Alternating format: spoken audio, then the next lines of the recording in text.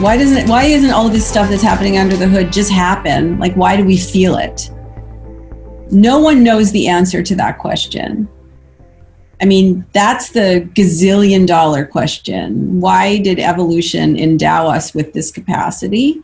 And how much can other animals feel too? And I don't think nobody can really answer that, but here's I think what we can say.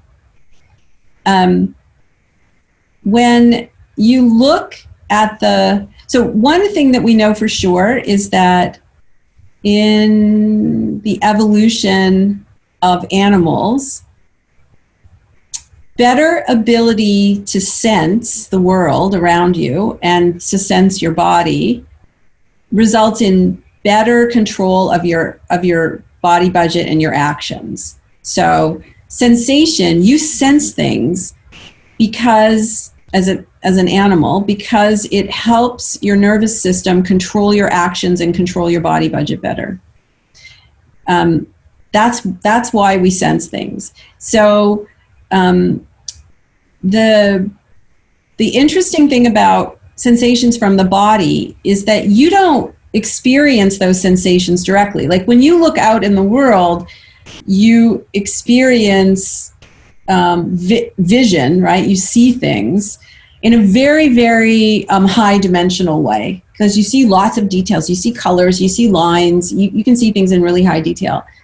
The sense data coming from your body, you aren't really wired to feel it directly, to sense it directly. I mean, right now, you're sitting there quietly with a set of headphones on, but inside your body, there is a whole drama going on continuously.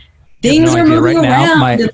My kids are moving around right now, and I've asked them to be quiet, and they're literally jumping on my head right now, which you can probably hear, and I'm feeling this well of frustration, wanting to figure out how I can keep this conversation going and not go up there and Sure, but I'm actually talking about the sense. I'm not talking about the feeling now of like what we're going to talk about in a minute. I'm not talking about the summary feeling. I'm talking about your heart is pumping. Can you feel your heart pumping? Probably not.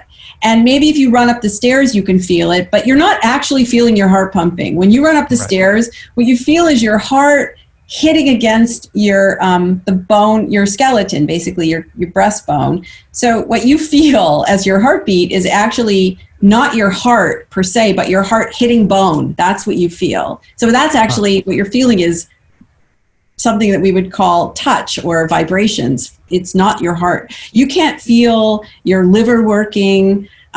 Only in the most, only when you're sick can you feel your lungs expanding, or when if we would put like special load on your lungs by forcing you to breathe, carbon dioxide enriched oxygen or something, then you feel it.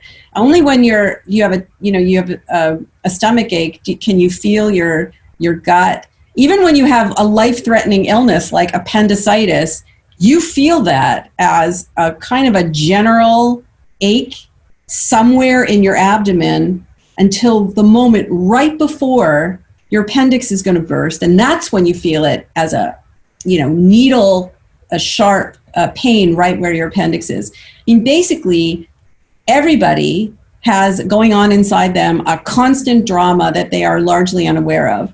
And that's a really good thing, because if you were aware of all the sensations going on inside your body at any given moment in time, you would never pay attention to anything outside your own skin ever again. So if the way that we're wired is to experience that whole orchestra of sensations as feeling pleasant or comfortable, feeling unpleasant or distressed, feeling really worked up or feeling really calm. We call this mood. Scientists call it affect. And that affect, that mood, is with you every waking moment of your life, because your brain is always regulating your body budget, and your body is always sending sense data back to your brain. And your brain is always conjuring that into feeling. So whether your brain makes that into an emotion or not, you are constantly in a state of feeling those affective feelings are properties of being conscious. They are not properties of emotion per se. But fascinating. Your brain has to make sense of them. So how does your brain know whether an ache in your gut is hunger or anger or longing or anticipation? How does it know? And the answer is it doesn't. It's guessing. It's guessing based on the context that you're in. It's making a guess. And this is really important because your brain can guess wrong. So the answer, I think, Scott, to your question is we have feeling, because feeling lets us know, generally speaking, whether everything is okay with our body budget or not okay. If you're feeling pleasant and comfortable, things are pretty okay, your body budget is solvent. If you're feeling uncomfortable, distressed, fatigued, things are not okay with your body budget. That doesn't tell your brain what's wrong. It's just something is wrong. And it gives you a little bit of extra control to try to figure it out when it's not really clear. I mean, that's the best guess that we can have. But the important thing to know is that your body budget, the sensations that come from your body budgeting and the affect that you experience it as, that's with you all the time.